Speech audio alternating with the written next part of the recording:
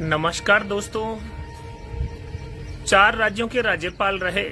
Bharatiya Janata party के राष्ट्रीय उपाध्यक्ष रहे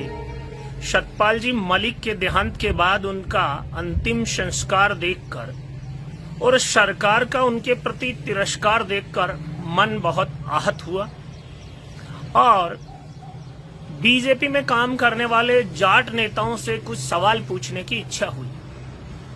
चाहे वो बीजेपी के सांसद हैं, चाहे वो बीजेपी के विधायक हैं और चाहे वो बीजेपी में विविध संगठनों में या पदों पर पदाधिकारी हैं, उनको एक बात का जवाब तो देना ही चाहिए कि जो सतपाल मलिक के साथ सरकार द्वारा हो रहा है और उस पार्टी की सरकार में हो रहा है जिस पार्टी के वो राष्ट्रीय उपाध्यक्ष रहे हैं, तो ऐसा सब कुछ आपके साथ नहीं होगा, ये आप क्यों सोचते हैं? जिस प्रकार के तिरस्कार की प्रकाष्ठा की गई है वो किसी भी दृष्टि से न्यायोचित नहीं ठहराई जा सकती जब तक भारतीय जनता पार्टी के नेतृत्व के लोगों ने, जो आज का नेतृत्व है, आडवाणी जी के साथ जो किया, मुरली मनोहर जोशी जी के साथ जो किया,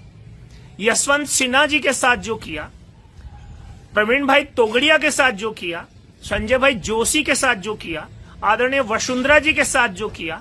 और मध्य प्रदेश के मुख्यमंत्री मामा के साथ जो किया, कठपुतली बनाने की जो कोशिश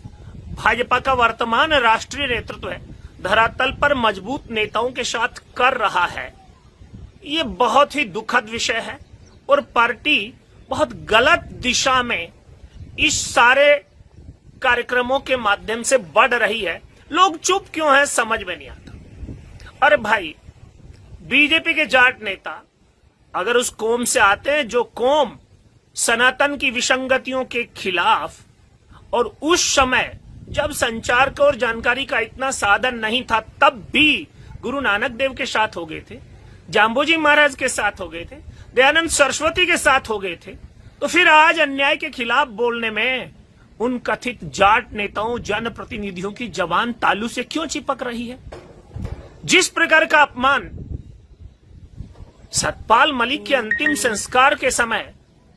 सरकारों की ओर से देखने को मिला है, संवैधानिक पद पर रहे व्यक्ति का राजकीय सम्मान के साथ दाह संस्कार तक नहीं किया गया है, ये इस बात का संकेत है कि सरकार पूर्वाग्रह से ग्रसित होकर और एक नेता के भय में इस प्रकार का आचरण कर रही है। और जाट वो जाट नहीं है जो भय से ग्रसित होकर अपने सिद्धांत से समझौता करे। विगत दिनों हमने उपराष्ट्रपति का जिस प्रकार का अपमान हुआ, ठीक है उन्होंने इस्तीफा दिया होगा, लेकिन राज्यसभा में उनका विदाई भाषण नहीं हुआ, उनकी फेयरवेल पार्टी नहीं हुई। ये सरकार का अहंकार नहीं तो और क्या है? और सरकार के अहंकार से टकराना जाट का संस्कार है, और जो जाट अपने संस्कार से विमुख हो गया वो कैसा जाट है?